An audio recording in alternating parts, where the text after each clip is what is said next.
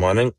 I'm still in the book of Ecclesiastes, and I want to read from Ecclesiastes 8 2 through 6. It says, Obey the king since you vowed to God that you would. Don't try to avoid doing your duty, and don't stand with those who plot evil. For the king can do whatever he wants. His command is backed by great power. No one can resist or question it. Those who obey him will not be punished. Those who are wise will find a time and a way to do what is right. For there is a time and a way for everything, even when a person is in trouble. And today, I'm grateful for life and health and strength, and grateful for my wife and my children, and um, grateful for each and every one of you, grateful for my staff, and um, just grateful for every opportunity and everything that the Lord has placed on me.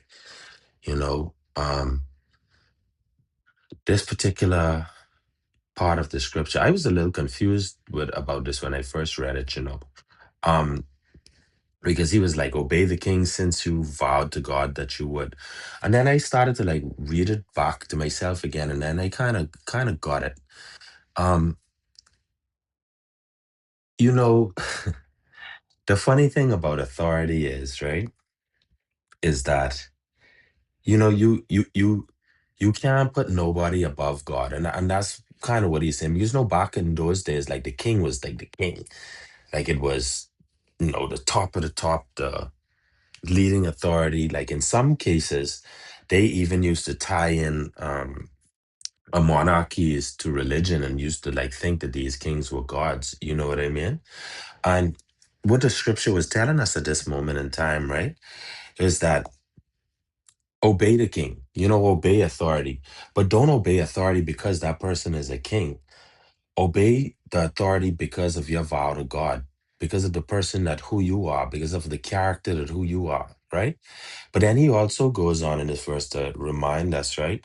Um, to just don't try to avoid doing your duty, don't, but then he says, don't stand with those who plot evil. Because all of this ties back into one part of the scripture, what he says at the end, where he said, for there's a time and a way for everything, even when as a person's in trouble.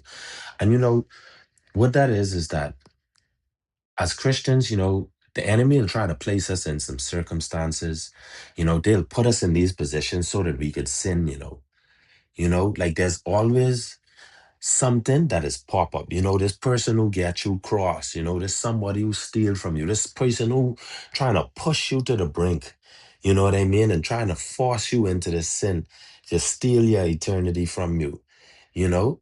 But God reminds us in the scripture that there's always a way for everything, even when you're in trouble. You know, and he says that there's a time and a place for everything, and that just shows me how he truly is the great architect. you know when he built that entrance to trouble, remember he built the exit to it too. So every time you find yourself in a precarious situation, you see that by this person trying to pop your balloon or trying to push you to the edge, just remember that in that moment of time of that person trying to drag you into sin, God had created a way for you to get out of sin the same way. So thank you everyone for the opportunity to speak. I'm Kerry and I relinquish my mic.